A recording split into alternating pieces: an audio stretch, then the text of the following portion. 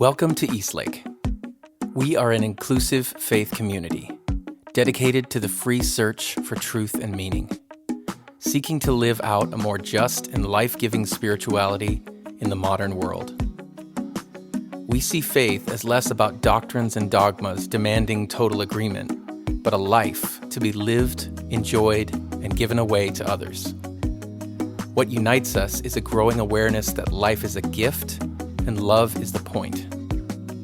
We welcome the entire human family, regardless of race, age, creed, physical abilities, marital or economic status, gender identity, or sexual orientation. So if you are curious and have come to see, if you are tired and have come to rest, if you are grateful and have come to share, if you are journeying and have come to grow, if you are wounded and have come to heal, if you are joyful and have come to shine, welcome home.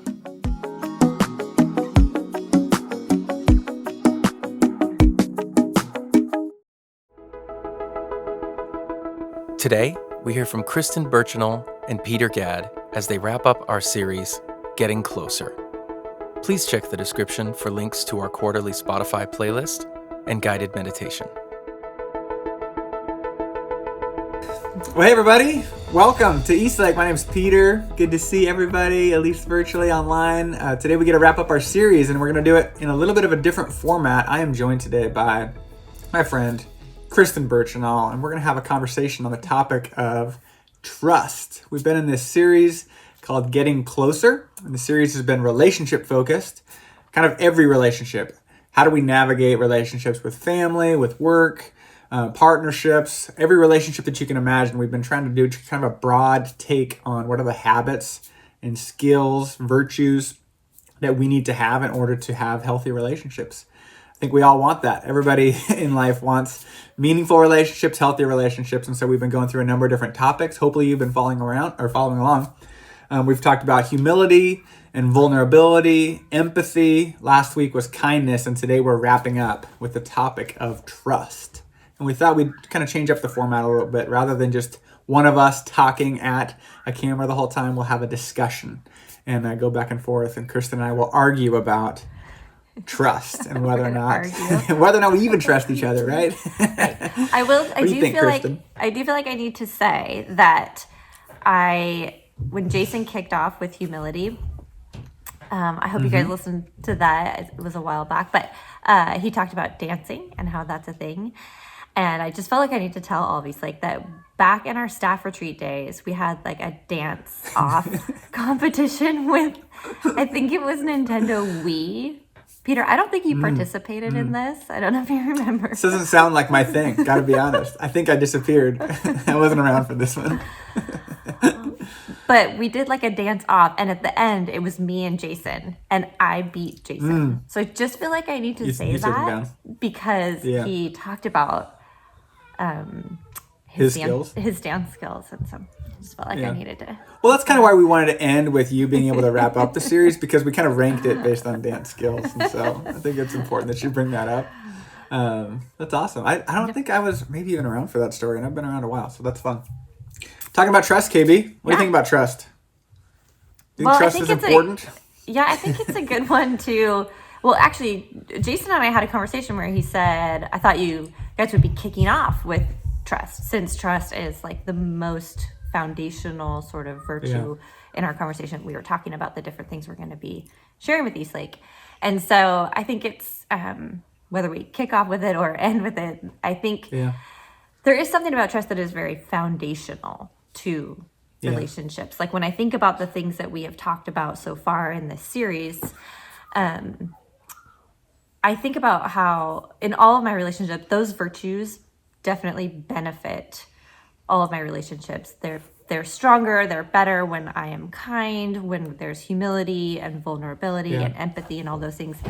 But those relationships can also still exist, and there's bumps along the road. Like I'm unkind to my husband more than I would like to say, and it's not something that is like shaking our relationship on a daily basis.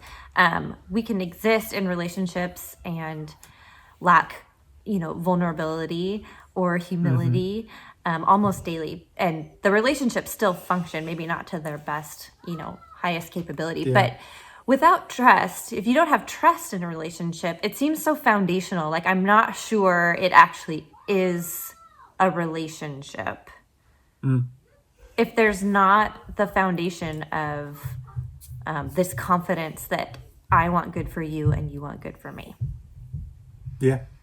No, I 100% agree. It is, and even thinking of trust as a virtue or a quality of a relationship, a habit. It feels a little bit different. Meaning, the habit of trust is kind of an odd way to frame it. I wouldn't frame it that way. Where I could frame, I want to get into the habit of being more vulnerable, or I want to develop some of those skills.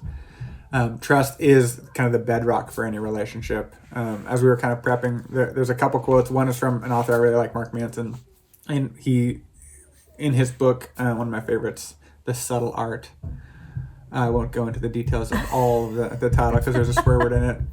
Just, children watching, I'm sure. But one of his quotes is that trust is the most important ingredient in any relationship, for the simple reason that without trust, the relationship doesn't actually mean anything. A person could tell you that she loves you, wants to be with you, would give up everything for you.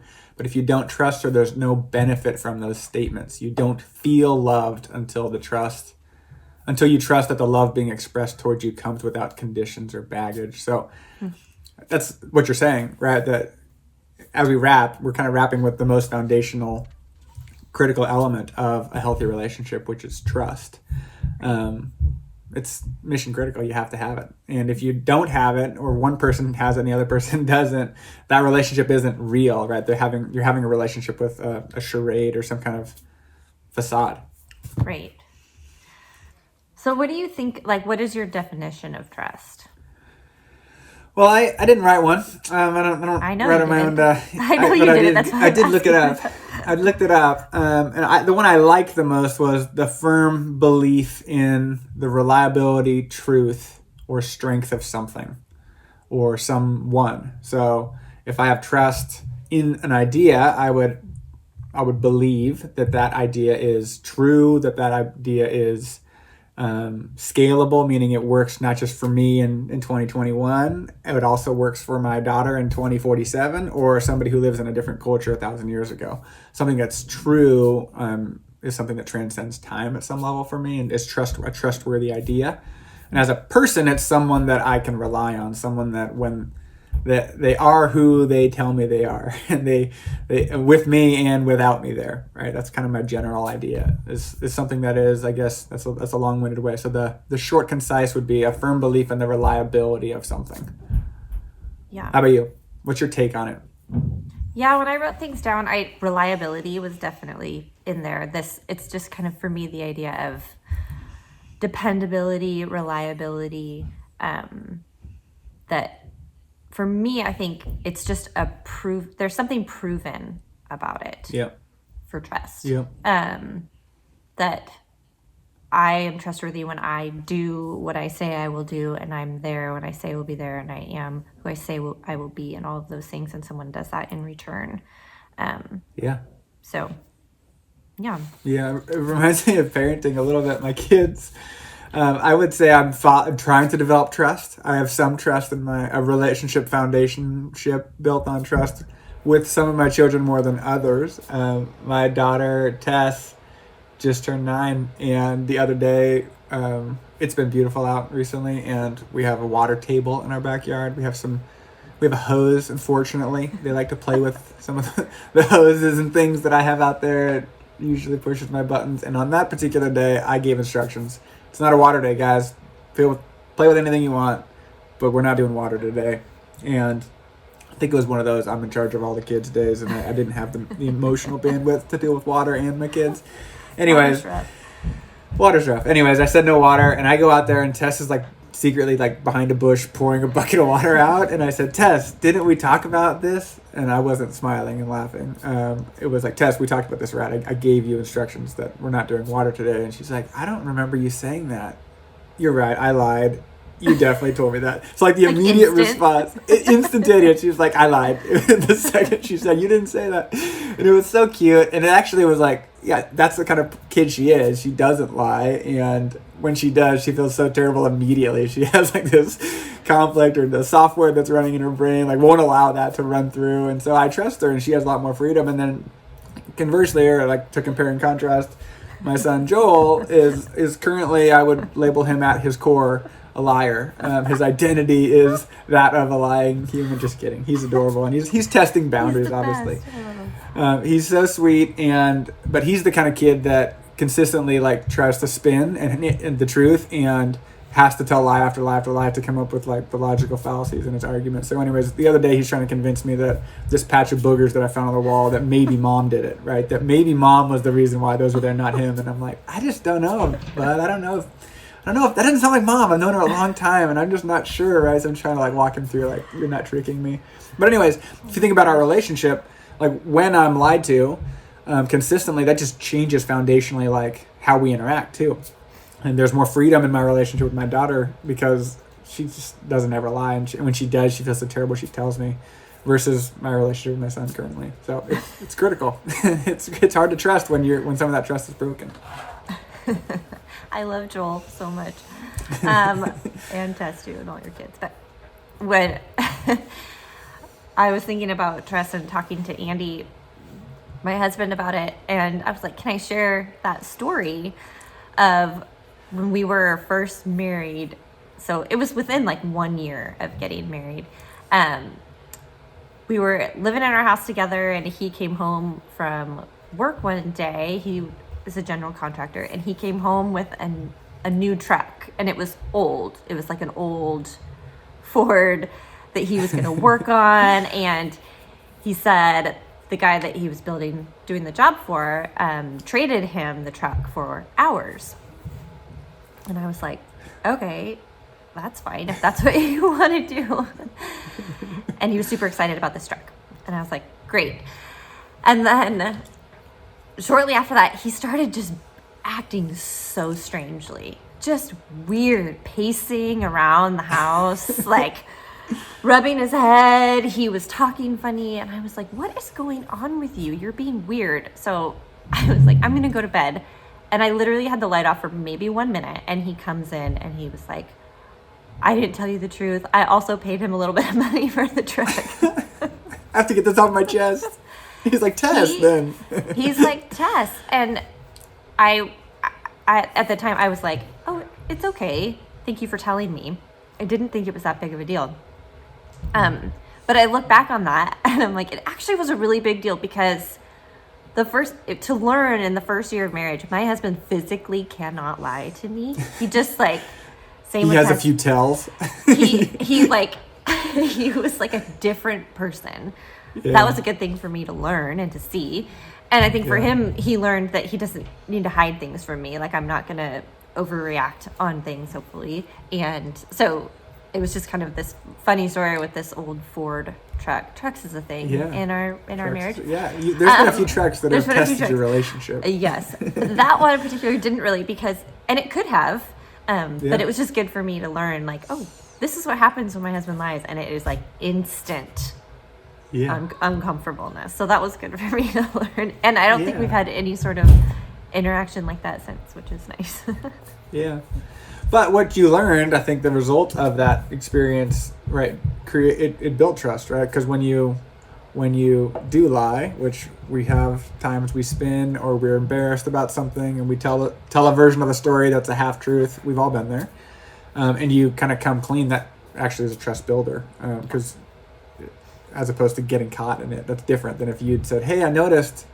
Or if you'd have chased him down 2 weeks later and been like, hey, I saw a transfer of money too. Like, did I miss something there? That's foundationally a different dynamic in your relationship. Yep. Yeah, I think when I was looking at some of the definitions of trust, I think the word that stood out to me the most was confidence. And that the idea that trust is built over time, and it's a building confidence in that relationship. And so I've just been thinking a lot of that, about the confidence that I have within certain relationships in my life is different. And even how that plays into how I am in those relationships. Like, the relationships that I have the most confidence in, the most trust built, are obviously like my marriage, my family, my friends who've been around for a really long time or who have stuck by during hard times. I'm different in those relationships because of that confidence and because of that trust that's been built. So, I think when I think about confidence and trust, I think it can only just be built over time, and it's a proven characteristic, and you can only prove things over time. Yeah. I've been telling. Reminds me. Oh, go ahead. You should tell me. You should do your. You're going to talk about my octopus. Yeah. Good. There was a quote though that you just kind of triggered in my brain. It's kind of corporate cliche, but it actually is true. It's the idea of one of the guys said, where I work, trust is built in. It's built in drops, but it's broken in buckets. This idea of it takes a long time to build it, and it can be broken really quickly, but you're never going to build it in a really short period of time, which feels similar to what you're saying. Yeah. Well, I was telling Peter I watched this documentary, My Octopus Teacher, which I think won. Did it win an award? Did it win an Oscar? It's nominated, I think, at least. Nominated for documentary. If you haven't seen it, I think you should watch it. Peter, did you get a chance to watch it? I haven't seen it yet. No. I told you. Okay. So if you haven't watched it, it's this story about a man who he's in South Africa, and he goes diving and comes across this little octopus. And I'm not going to tell you the documentary, but he decides to see what would happen if he goes there every single day. So he goes to see this octopus every day for a year. And it's just a really moving thing to watch because there's no reason for an animal to trust a human. And he talks about how, over millions of years of evolution, this octopus has learned to be suspicious, to be protective, it has learned that most things are out to try to get it. And that by him going every day, you watch this, my husband was like, this is fascinating, but also a little bit weird. It is a little bit weird. But he forms a relationship with this octopus. I don't know if I would call it friends, but by going... There's some level of trust, though. There's some level of trust that is built. And he says, at one point, she realizes this human is not dangerous, and the boundaries between her and I seemed to dissolve. And it's fascinating to watch, and I recommend you do. And even there's a point closer to the end where she actually this is my interpretation of what I saw. She actually gives him a hug. She goes and rests on his body, and he puts his hand on her. An octopus. It is unreal. Anyways, but that comment about the boundaries between us that seem to dissolve. Yeah. I was thinking about how this octopus is naturally wired to be suspicious and to really need to have trust earned. And so I was curious, Peter, when I think about trust and boundaries, if we were talking about boundaries for a little bit. Yeah. I want to say, do you think most people, but I don't know that we can speak for most people, maybe we should just speak for ourselves.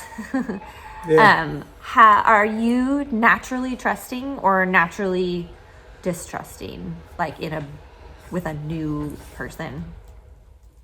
That's a great question. I think I was even reflecting on that question in light of current times, like COVID, or current times as it relates to, social media age and a very politically charged time to be, I think, an American.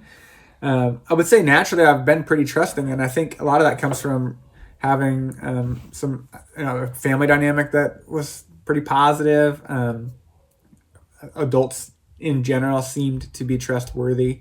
I think the older I've gotten, the less I sometimes think I've been over trusting, and I want to believe the best about people, and I want to expect that people are trustworthy, because I think that makes me feel better about the world, and it makes me feel better about the place I'm raising kids in. I just want to assume that's true.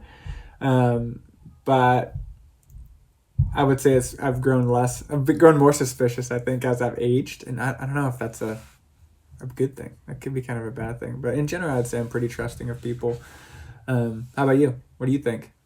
Which way do you lean? I was remembering, I think it was someone at East Lake, Ryan, maybe, that was like, anytime someone says, I think most people are this, they're really talking about themselves.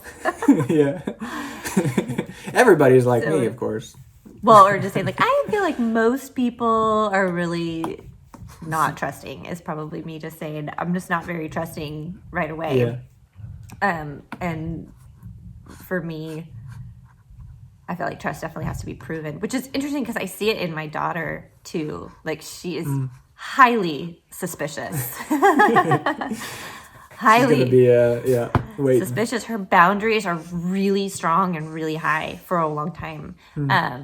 And I don't know if that's DNA passed to her. She hasn't had any sort of like traumatizing experience. And I've had the regular human experiences of trust, vacillating, but I think I'm naturally distrusting. And it's been interesting. Like, we moved not very far from Seattle to Bothell, but I'm in this new stage of like, my kids are going to school and I'm meeting new people, and it's weird to meet and make new friends when you're in your 40s like that. I have friends that I've had since I was 4 years old, but to meet new people and to form friendships, it's weird to be like, ooh, like, do I trust this person? Is she like, how do I learn whether these new people that I'm interacting with are trustworthy and are, worth the investment? And it's just been an interesting time for me to kind of be like, oh, I'm pretty suspicious right away when it's not even warranted. And also learning to kind of like let those boundaries fall after people show that they are kind and they are interesting and they are warm and they are, So I don't know. I think like that's something that I want to probably, I think believing the best is of a stranger is probably something I'm not very good at. Hey everyone, it's Kristen. Just wanted to take a moment to say thank you for tuning in. I hope that you're finding these messages helpful for you in your everyday life.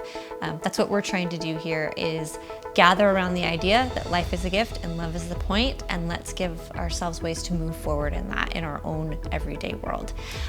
So I wanted to take a moment to say thank you for being a part of this community. To those of you who have participated and given financially, we want to say thank you to you.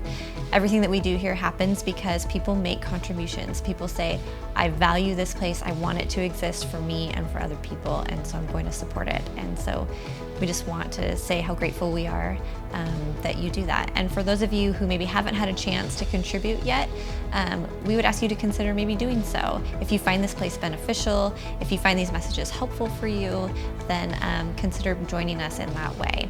You could go to eastlakecc.com to make a contribution, and we just always are thankful for the people who want this place to exist. So thanks again for tuning in. Let's get back to the message.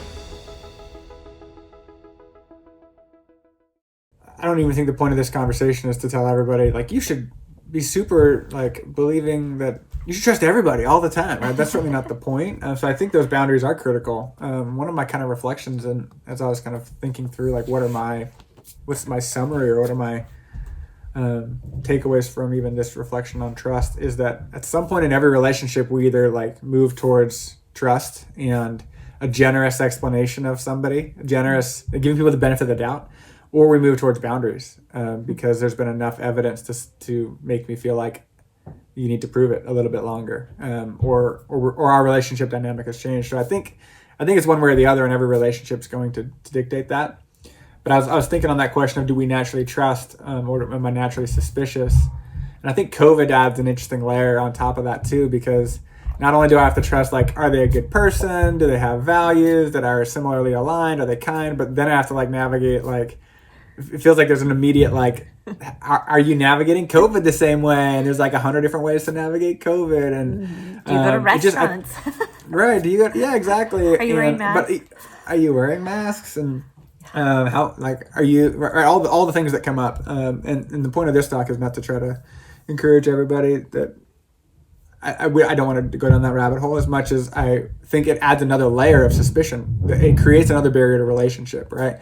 I think about that with my work relationships. There's like, I lead a team, and because of remote life, like, I just talk to my team less than I would if we were just in an office environment. We could swing by the desk. And so I can find myself being more suspicious, or they can be more suspicious, right? When I'm unavailable for an hour or something, it's just harder to interact when there's another layer of complexity. And I think COVID just makes, it creates more opportunity for suspicion, which I think ultimately hurts relationship. It makes relationship harder. So I think that kind of leads into maybe like, what are we wanting, or what are we hoping, like, how for people who are listening. And I think a question that just came to my mind is, how do we build that? Like, what types of habits or skills, mindsets do we need to embrace in order to foster trust? And I think the first one that kind of came to mind for me is, it kind of comes back to a principle that I have held on to pretty tightly over the last couple of years. And it's the principle of, I need to take 100% responsibility for everything in my life. I think I've talked to you about this, Kristen, 100 times, but I'm not sure if I've shared this too much at Eastlake. Just this principle that says, I'm not responsible for everything that's happened to me, but I am responsible for my response to those things. And like, how do I live my life in response to the circumstances that the deck of cards that I've been dealt and the choices I've made? I'm responsible for those. And so I think if we want to have relationships that have foundations that are built on trust, if I'm taking responsibility for having a trust be kind of in my relationships, I think it starts with being trustworthy. I think we have to own our side of the coin. And I think in order to be trustworthy, like, ultimately I'm saying, like, you can't like expect other people to be it's everybody else. They're in charge of fostering trust with me. Like, I think if that's our posture, that's probably not going to create the best outcome for us. I think at minimum we need to say, I want to own being a person that's trustworthy, and I'm going to live in a way that fosters trust in all my relationships. I'm going to start with that. I can't control everybody and whether they're going to respond similarly, but it starts with me being somebody that can be trusted. I need to be a person of integrity. I need to have character. I'm going to say what I do, and when I say I'm going to do it, I'm going to do it. That seems to be foundational for me. Do you push back there? Do you agree? Do you think there's more to it? No, of course I agree. I think taking responsibility and being the kind of person that you want people to be, being trustworthy starts the foundation, I think. I was, another thing from my Octopus Teacher. Yes. I wrote this down. He said, when you go to the same place every day, that's when you notice the differences, the smallest things that you wouldn't have noticed or seen before. And I was just thinking how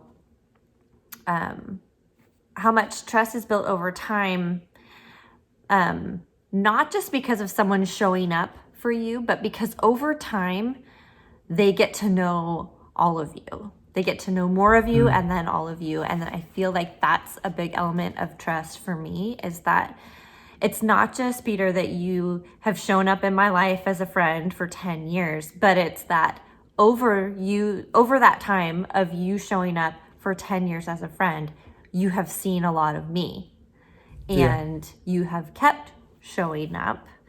And so I think part of that big trust is that not just that you show up over time, but because of your reliability over time, you've seen me struggle. You've seen the hard things about me.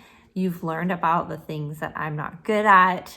You've seen me in bad situations or performing badly or making mistakes. Days, yes. And that's part of the showing up that builds trust, is that you see parts of me that other people who aren't showing up don't see. And then when you come back, I learn to trust. Like, I trust that you're still going to be there because you've already seen me in difficult spaces and have still chosen to be there. And I think that's part of the investment over time that happens, is that you can't invest over time and just see one side of someone. Right. You see the nuances, you see the different parts of their life, and trust is built when you see that and you keep coming back. Yeah, I think that's critical in terms of fostering trust. I think so it takes time in order to have to experience people, in their maybe less than polished states, right? Like when you're casual friends, or the Instagram version of Kristen is pretty easy to trust, right? She's and I'm not saying you're a social media personality. I'm more saying the version of us that we extend to the public eye is a great parent, and they're super good at their job, and they're engaged, all sorts of important social issues. They're never stressed. They're never having bad days. They never lose their mind when they yell at their kids. Right? They're really, that person is, I think, easier to trust, at least externally, as you get to see somebody's flaws and challenges and their bad days. And if you're in a relationship with somebody and they're showing you more and more of who they are, and you can still have a trust-based relationship through those challenges, that's just another layer. That's a much deeper level of trust that you can have with someone. Yeah. But it takes time to get there. For sure. Yeah. I think that's why when trust is broken, it's such a big deal. And I want to talk a little bit about that, of in all of our relationships, we're going to have gaps. We're going to have breaks in trust, some more difficult than others. And what do you do in that? Yeah. Because I think we have to acknowledge we are imperfect people. Yeah. So we're going to make mistakes in all of our relationships. And so what happens then? And I think part of why broken trust is so difficult versus a broken, a moment of unkindness, is that because once you've formed that trusting relationship where you see me and you've seen, most of me, and I know that you're still there, and then something happens to break that, it's very exposing. When trust is broken, it's a moment of exposure and a feeling of being very unsafe. And for me, that's what I was thinking about. Why is it so hard when someone you trust breaks that? And it's because of that feeling of you have let someone in, they've seen so much of you, and then there's this exposure of that wasn't who they were for that moment. So I think, or you were vulnerable to go back to Kyle's talk too. You were vulnerable in sharing who you were with somebody else, and then you realized that they weren't being vulnerable in return, right? They were only sharing a portion, or what they shared with you was a lie. And that is so revealing, or that is so, like you said, exposure in a painful way. That it can be really hard to repair that. Yeah. I just think everyone wants to feel safe and accepted. And I think the world is very unpredictable and volatile. Life is so unpredictable that trusting relationships are really key for moving through that. Having something that is predictable, something that is safe, helps us as we navigate through something that doesn't feel that way. And so those relationships are really important and foundational. And when something happens to break that, it's a problem. Yeah, I think so. And I think that's kind of comes back a little bit to, I think there's kind of maybe two sections of relationships. Maybe this is an oversimplification, but there's relationships where in general there's a foundation of some trust. And then there's relationships where I'm not sure if that foundation's there. That's the most simplified version of it. And I think, as you're kind of highlighting, right, when there's been some level of I've experienced with this person, or I have enough circumstances in the past where it makes it hard for us to trust, or we're trying to rebuild trust, right? We're trying to reform trust because there's been these gaps. I think that kind of feels like a different section of it feels very personal. I don't have a lot of recommendations for what you should do in those situations, because I think you have two choices. You can keep trusting and trying to rebuild trust, because if you don't have it, there's no relationship. Or you can set boundaries and decide redefine what kind of relationship we're going to have. I think for like most of our relationships, like if you think about if you're in a partnership with somebody or in your relationship with your kids or your relationship with your boss, my hunch is that if you're in like the day-to-day grind of that relationship, there's probably some level of foundational trust there. There's probably not daily suspicion of like, we don't even have any relationship. I think for the most part, like most people would have a relationship that has some level of trust that's built in there. And I think one principle that I came across a decade ago that I found helpful is just the principle of believing the best. And I think it applies more to those relationships where there is some foundational trust.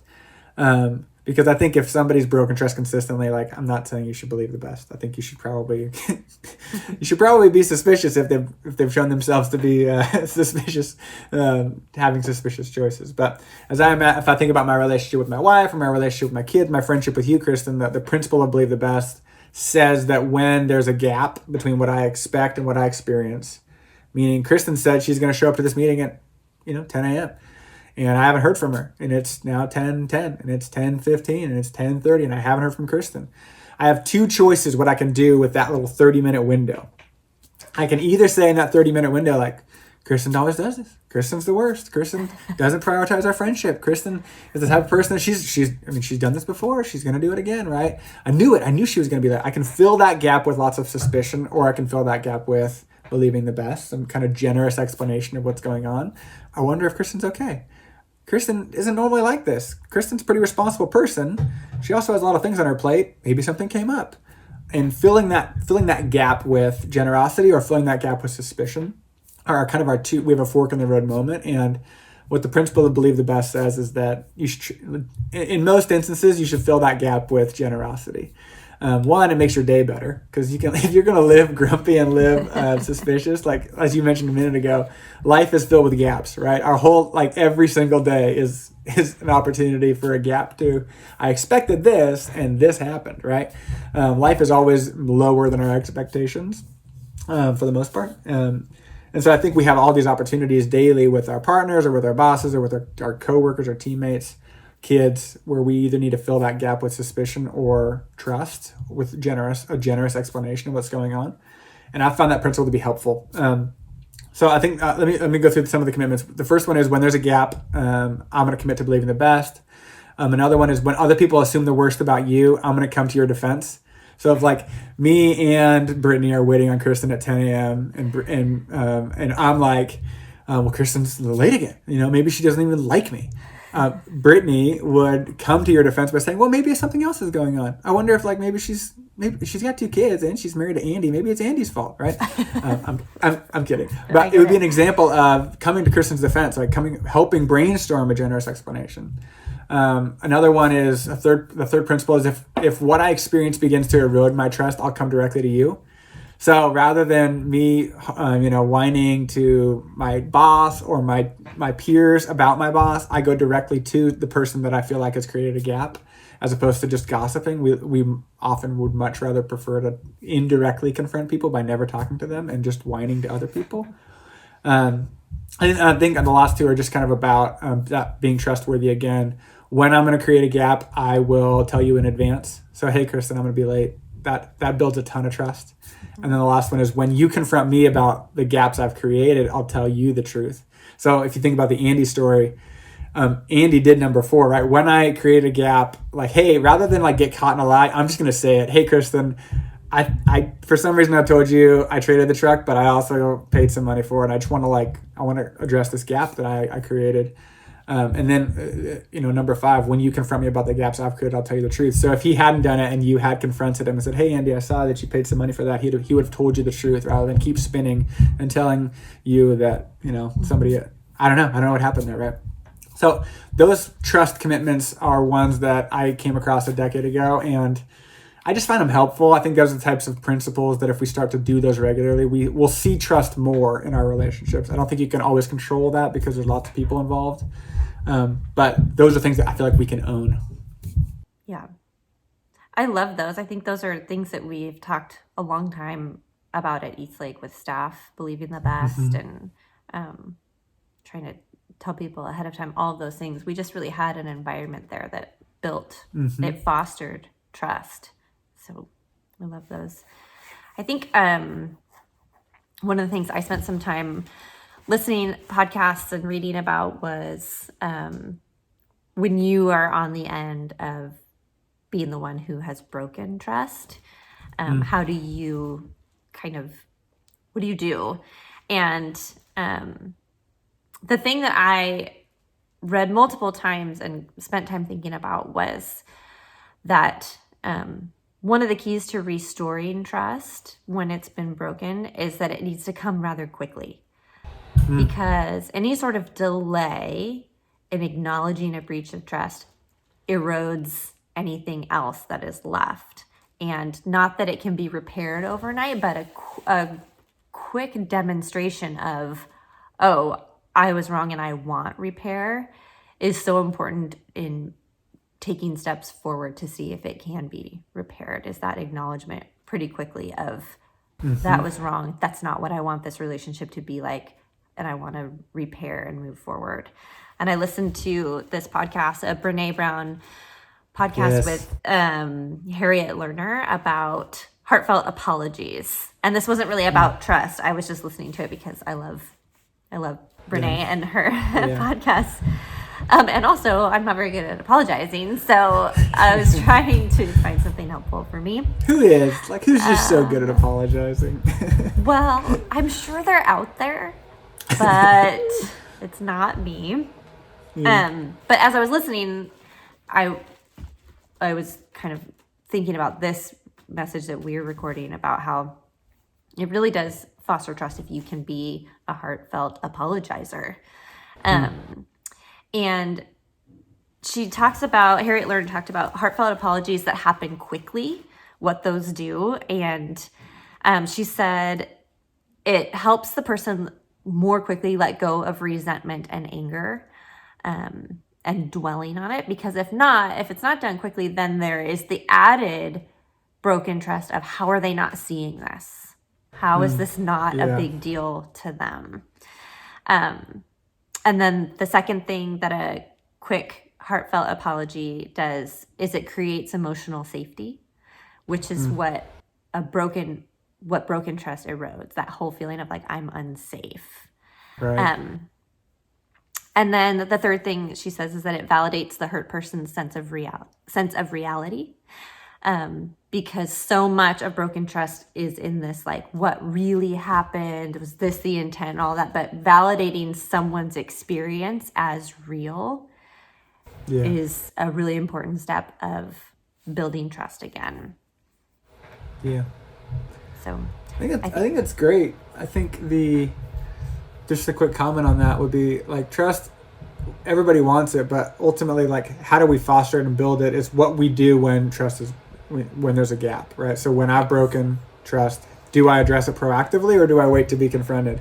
And then when I'm confronted, am I super defensive and am I like dishonest? Like all of those little responses, it's all about how we address when trust is broken is how we can either rebuild or we can create bigger problems, it seems like to me. Yeah. Well, I think the thing with, you had mentioned this earlier, in healthy relationships where there's not a systemic problem of broken trust, in relationships that are on the healthy journey, repaired trust can really go a long way. And I think there's an element of just being grateful when you have had that opportunity where when their effort is made to repair it, you get relationship resiliency. And I think that is what people are looking for, relationships that can withstand the things that come at us, because it's not just this like relationship in a vacuum. And so resiliency, I think, is one of the benefits of trust. Yeah, that's great. So as we kind of wrap the conversation, what do you maybe want people to leave with, or what do you hope people walk away with? And it's okay if you don't have 12 of them, but maybe it's just a thought or two. I think for me, the thing that I watch my Octopus Teacher. That's the first principle. Yes, all of my talks recently have been about children's books, documentaries, shows, all the things that I'm doing. I really think you should watch it because it's just this really beautiful story about trust, an unlikely set of trust. But besides that, I think for me, when I think about it, it's just the day in, day out showing up and what that does for a relationship. And can you show up? I think about picking my daughter up from school and how she, every day when she comes out with all of her classmates, I am like, I have got to be there because if she comes out and she looks across the sea of parent faces, all of us in mass, so it's hard to see who we are. If I'm not there, it would be devastating for her. That's just kind of her personality, where my son would be like, I'm just going to run around until mom gets here. She would be absolutely... cool. I'm going home with that family. She would absolutely be devastated. And so for me, like I've talked about this with Andy, I am there early every single day. So when she walks out of that classroom, she finds me, she sees me, and I'm there. And that's what kind of stuck with me with this thing. It's just the day in, day out, proving that our relationship is valuable and resilient, and I will be there for you. And that's what I want in all of my relationships. And I think kind of what you said too, of I'm just really thinking about my responsibility in all of these relationships and trying hard to not focus on what did this person do or not do to earn this or not earn that. And I don't want to spend my time about that. I just want to focus on, am I the type of person that is showing up every day in little ways to prove to someone that they're valuable, they're important to me, our relationship matters, and I want it to be a foundational thing that we can grow from. Yeah, that's beautiful. I think my takeaway is similar, or my kind of summary would be similar, is that we all have our own part to play. Like, let's not wait for other people to lead with trust. Let's take responsibility there. I think in those two, types of relationships, for some of us, I think we hear this discussion and we have to decide, like, am I going to offer trust again, or am I going to go towards the route of boundaries, or continue on my path of suspicion? I think that's a very personal choice. I think hopefully, for maybe my biggest encouragement would be for many of us, there's likely a relationship that has a foundation of trust that we still like could believe the best a little bit more regularly. I think it is a default for many of us to, when there's those gaps that get created daily, we often will not believe the best. We will lead with maybe a less than generous interpretation of what's going on. And I think maybe one of my challenges would be to look for ways that we could be more generous in those relationships that do have some trust. But I think the biggest takeaway is that trust is really important, and that it's really critical it's a foundational element of healthy relationships, and that as kind of we're still building this community, obviously we're doing all of our content online right now.